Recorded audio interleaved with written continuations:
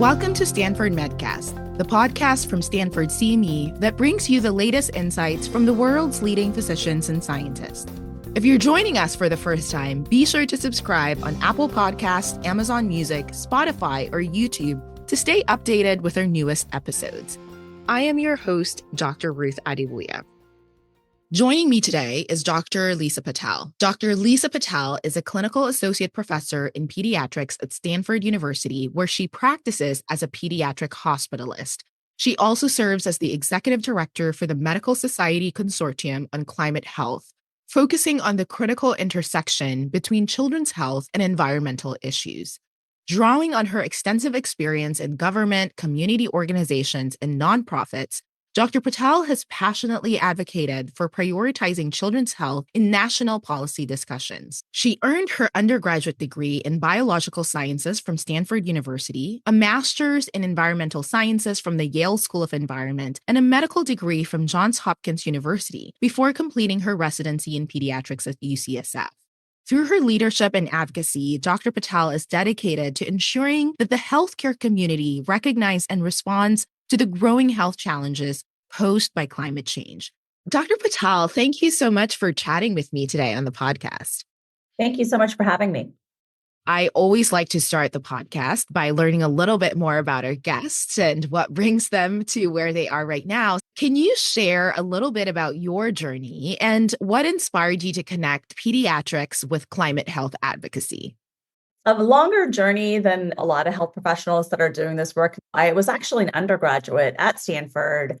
I was a biology major, but I really studied ecology and evolution because I was in love with Carl Sagan and all that he taught me about what an incredible world we live in and what a unique one. And so I focused on ecology evolution. I became an environmental scientist. And I was actually working on tropical deforestation. I was doing some work in Guatemala. I arrived in this village where I was supposed to do research. And as soon as I got there, here I was ready to talk about tropical conservation. But the first problem they were dealing with was that there was a child that was having repeated seizures. And the whole village, when I arrived, was there around that child. And through that summer, I just began to recognize that the way into a lot of the issues that the communities that I wanted to help was really about health. That was a starting place for a conversation. And there was a richness around health as the grounding, not just in terms of the service I could offer, but the frame that I felt was really important. I went on to work for the EPA to try to combine these two concepts of environment and health. And there I got to work for the Environmental Protection Agency on clean air and clean water projects in South Asia. And again, it all just started to come together in a way that I couldn't fully articulate. I became a pediatrician because children are the most vulnerable to these environmental threats. You go into that tunnel of training, you come out the other side and you look around and you're like, all right, it's 10 years later. And I had become a mom, a new attending. And in my mind, I thought I would have time to get back into figuring out how this all went together. But then we withdrew from the Paris Climate Accords in 2017. In 2018, the International Panel on Climate Change said that we had 12 years to act before there was irreversible damage. I had become a mom at that point, and I remember thinking, there's no time left. This is what I need to make my life at this point. I love the uniqueness of your story because oftentimes you hear of clinicians who develop a passion for climate health after clinical training. And it sounds like yours was the reverse. And you have this foundation from your environmental sciences background that just has pulled the thread through. And it's incredible how you've been able to combine both of those passions. When we talk about climate change, it's often discussed in this really broad terms around environmental impacts, but what unique vulnerabilities do children face when we're talking about the changing climate? We should start by, obviously, children have unique physiology. Their lungs are very rapidly developing in the first 5 years. Their brains are rapidly developing in the beginning too, as are their immune systems. And so what this means is that these types of environmental threats place them at unique vulnerability because of that rapid period of growth and these very vital organ systems in our bodies. At the same time, children are exposed to more of these threats for a variety of reasons. They tend to spend more time outdoors. They are closer to the ground, more hand to mouth behavior where they might be putting things into their mouth that are potentially more toxic. They breathe faster. So pound to pound, if there's a lot of air pollution outdoors, they're breathing in more of that pollution for their weight than we would, for example. And then finally, there's the vulnerability of children reliant upon us for their safety. For example, infants or children that are left in hot cars. I've treated infants that were in an air-conditioned apartment and they don't have the ability to just kick a blanket off if they're too hot, for example. Or children that are caught in hot classrooms, if it's too hot or uncomfortable for them, they can't exactly tell the teacher, I need to go outside. It's too warm or too hot for me to be able to learn or be comfortable. So for all of these reasons, children are more vulnerable to the impacts of these types of environmental threats. Great examples that you've highlighted about how they are truly the most vulnerable from the clinical perspective. What's the data showing around the impact of climate change as it relates to diseases and diagnoses that we're seeing in children these days? We'll start with heat. You would think that our common wisdom is that, in hotter days or more air pollution, more kids would come in with respiratory illness. Actually, the literature on that is a bit confounded and it's not consistent on respiratory issues. But what the literature does show a signal for is more children are showing up with dehydration, heat illness, more ear infections, which is very interesting, more stomach bugs, and more what's categorized as nervous system disease, so things like headaches as well. In the psychiatric literature, there is some evidence that during periods of extreme heat, more adolescents, teenagers showing up with various psychiatric complaints, including suicidality. Again, there's a lot more work for us to do in the space, and there's many more studies we need to do. As you would expect, wildfire smoke, we estimate to be about 10 times as toxic as the regular fossil fuel pollution that we breathe. So we do see more children coming in with respiratory complaints, wheezing, asthma, bronchitis, pneumonia as well. I'll just point out one other population that is important to me as a pediatrician because I'm a pediatric hospitalist and I get called to deliveries if they are preterm or low birth weight infants. There is good literature that shows a risk for increased preterm birth, increased low birth weight, and emerging evidence for stillbirth as well with exposure to wildfire smoke. We're recording this episode at a time where we've just had 2 hurricanes in Florida causing mass devastation. I'm just curious to get your thoughts about those kinds of climate-related events that seem to be happening. I don't have the data for this, but they do seem to be happening more frequently.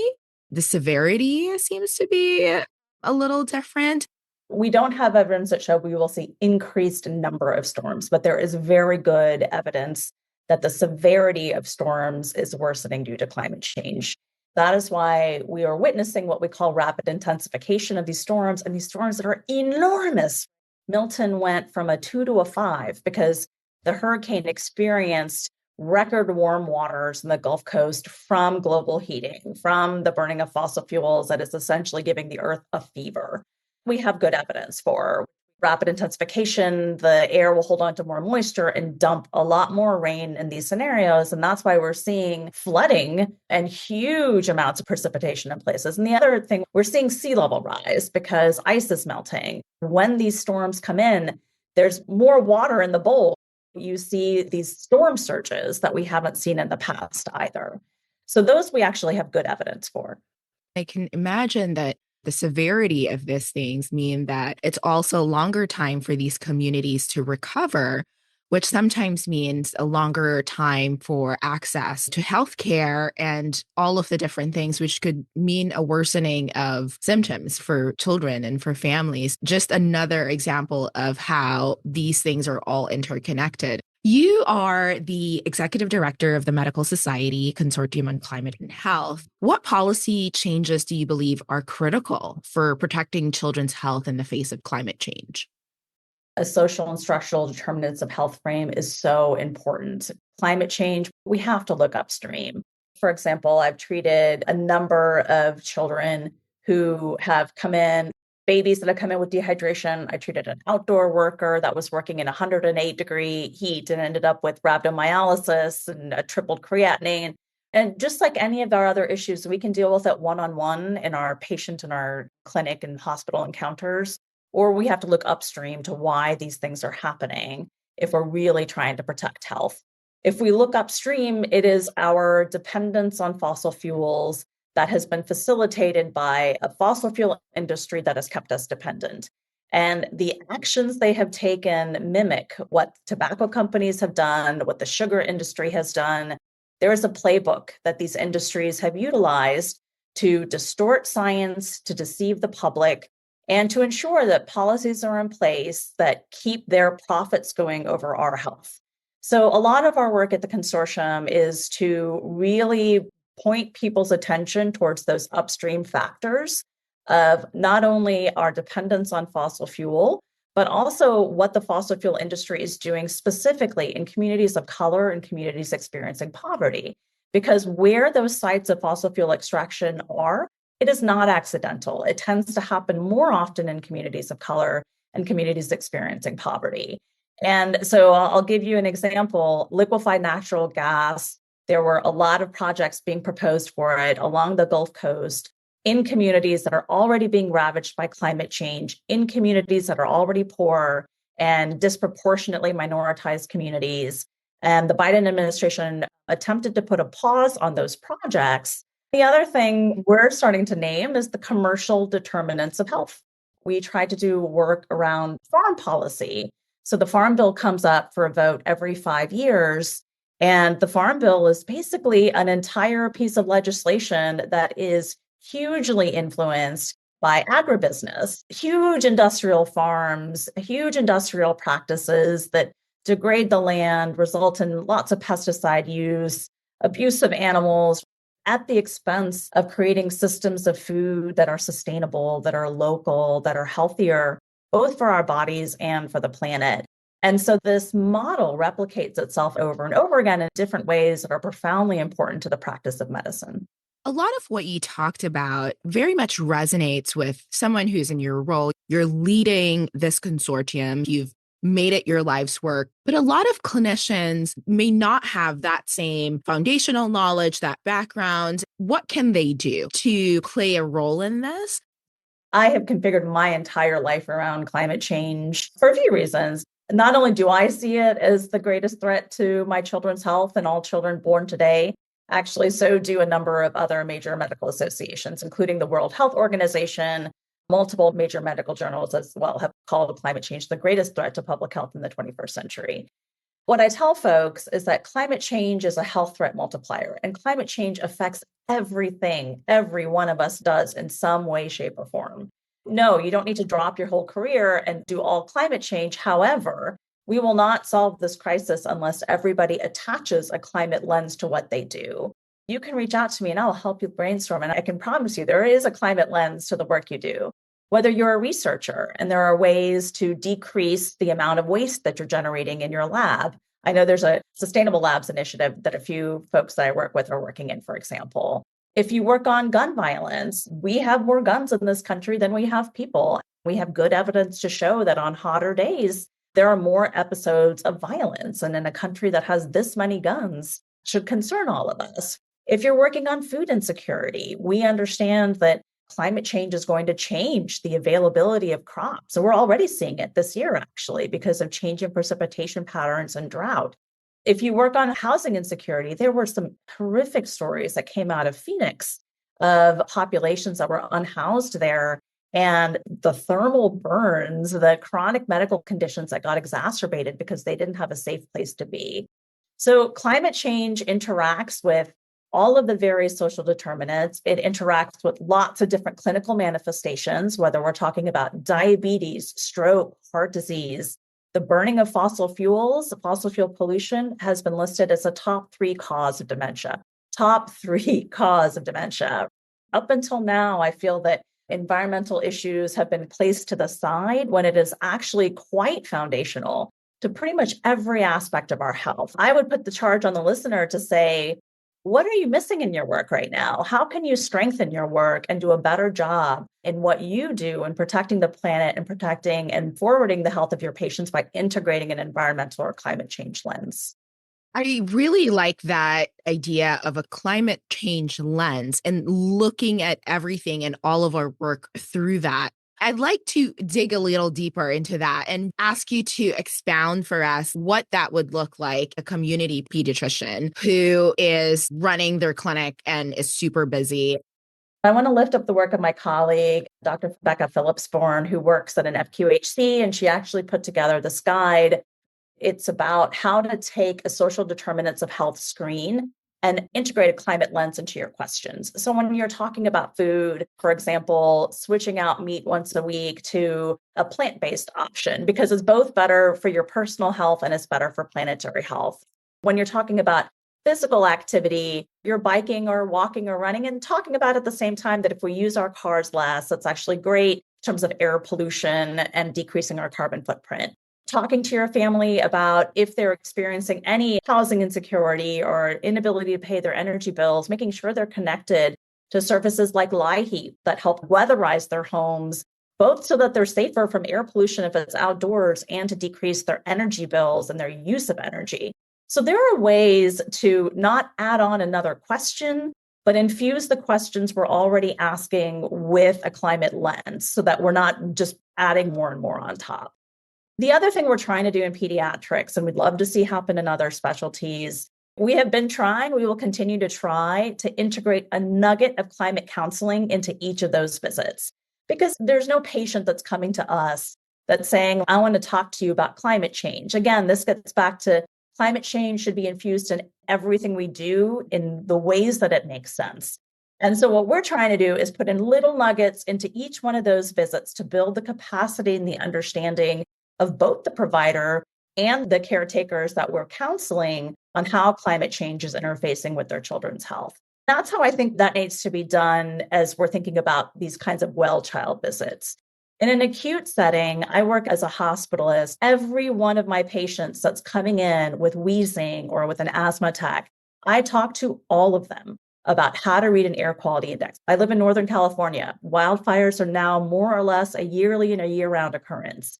And so in my mind, to not talk to your patients that have respiratory conditions about wildfire feels to me, for where we are right now, like a huge negligence in duty. Like we need to be talking to them about air quality index, about ensuring that they have access to clean air indoors, checking in with them about an air purifier, giving them counseling on how to make their own air purifier if they don't have the financial means to do. There's a website on the EPA that helps you do one for $20. It's a DIY.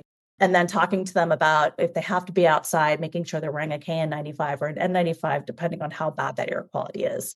I think these things are really important because we need to build their capacity to understand that the world is changing and poses a greater threat, especially for these types of chronic medical conditions.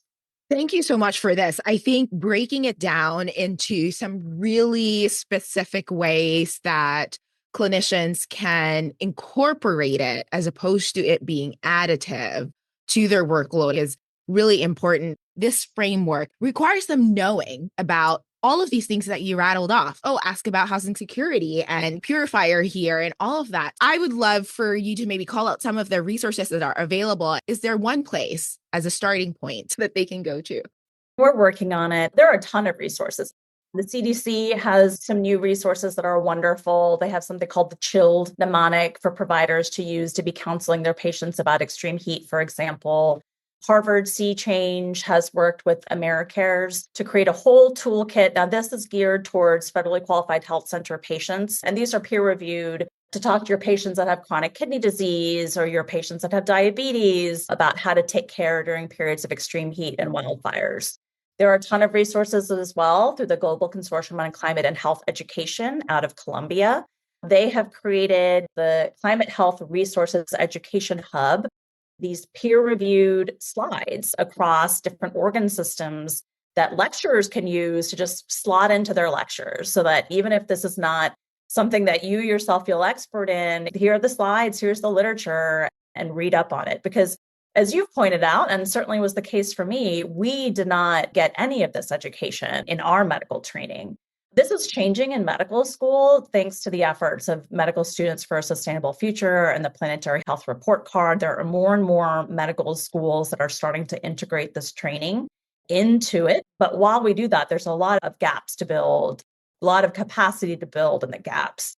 We at the consortium are working with 7 medical boards who want to introduce this information because, to your point, where are most clinicians going for their information? And usually they're going to places like Up to Date, or they're going to their medical societies. And so we're really trying to work with medical societies and with the boards to make this more standardized information so clinicians understand this as part of their charge. So this is not extra credit. This should really be mission central. Medicine is a slow to move profession. It's slow, but it's fast in some ways. You've been involved in this space for many years, and so I can imagine that you've seen changes, but what changes have you observed in the healthcare community's response to climate change? I felt really heartened by the groundswell of health professionals. Every day I get emails from folks around the country, and not just health professionals. I was talking to somebody who manufactures wool, who wants to integrate health considerations into fabric, for example, right? So lots of different folks that are really interested in thinking about what we have long neglected and how much work we need to do to catch up in this space. So that has felt great. How can healthcare systems better prepare to respond to environmental impacts in pediatric health? What we have not kept pace with is, despite this groundswell, we are not seeing leadership keep pace with creating opportunities for health professionals to actually have the charge within their institutions. So the number of healthcare institutions that have a clinician in a role for sustainability within their healthcare institutions is minuscule. There are very few of those around the country compared to the number of healthcare institutions, despite how many health professionals are working on sustainability. There are not nearly enough societies that are offering this type of content through their societies. There are plenty of doctors who are trying to deliver this content at their annual conferences or conventions, but that's not enough, really. The medical societies themselves need to be generating that information on their own. And so where I see a big opportunity for leadership is to be more thoughtful about how they themselves as institutions are taking this work on and creating leadership opportunities for the doctors and nurses that are very interested in this work. It sounds like there is this movement that needs to be supported by leadership in order for it to really be sustainable and implemented in institutions. To all those professionals who are working on this on their own without the support of leadership and listening to this podcast, what's your message to them? One of the things I'm really passionate about, because it took me some time to find my space and place. And now that I'm the leader of this large organization, my mission for what my organization does is to help people find a home, help people find a community. The Medical Society Consortium, we bring together 60 medical societies. We have 30 state clinician groups within our network. There are many homes for you as an individual, and we are building more and more people for you to be able to work with. Whether your passion is research or education or advocacy, community resilience, there are so many opportunities to get involved. It just takes sending that email and connecting with people and finding the right folks for you to work with, I would say. And then there are a number of other great organizations that work in the space. Healthcare Without Harm is focused on healthcare sustainability. The Global Consortium on Climate Health Education is always looking for more faculty to help them. And by the way, you don't have to be expert to start this work. You are already expert by taking care of patients. And so just give yourself that grace that we are all learning together, and all it takes is the intent to learn, and we will learn together as a community. And then Physicians for Social Responsibility is deeply advocacy focused, and they have chapters all over the country as well. We've talked a lot about some of the challenges, some of the concerns, some of the fears that we have around climate change. I want to wrap up our conversation on a more hopeful note and ask you, what gives you hope for the future of children's health in the context of climate change? What gives me a lot of hope, she's one of my icons in the space, Dr. Lori Byron. She's up in Montana, and she has basically raised up an entire group of pediatricians through the American Academy of Pediatrics, identified a pediatrician in every single state in the US, and brought us all together for us to lesson share and have a sense of community, because everyone is facing some of the same challenges, but some that are quite different, especially and unfortunately on political context. because like many issues of medicine and science, climate change has been needlessly politicized. So folks like Lori and every person in that network that Lori has brought together give me a lot of hope. The students that reach out to me give me a lot of hope, but also fill me with a sense of charge, because the questions that I get from students all the time is, how do I have a career like yours? And I don't have a great answer for them because, frankly, some of this was blind luck and it shouldn't be. We should have more dedicated career paths for more people to do this work because people are really passionate about it. And this is the charge of the people like me and leaders in healthcare to create those career paths for just the legions of students and trainees that really want to make this a part of their career. So that gives me a lot of hope, is that lots of people understand this connection. Lots of people understand that we don't have a minute to waste. And it's our charge to help connect people and help create those opportunities to really move us forward. What an excellent way to end our conversation. And so thankful for the work that you and others are doing in this space to protect us, protect our children. Thank you so much for chatting with me today. Thank you for having me. I appreciate it.